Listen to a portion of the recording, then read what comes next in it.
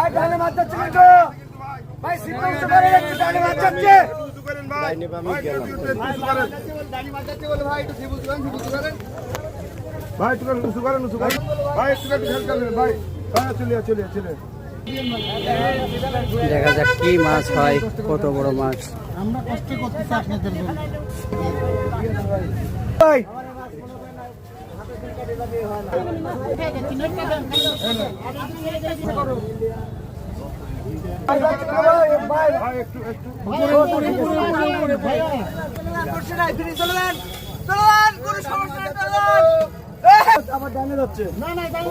অভিজ্ঞ শিকারী।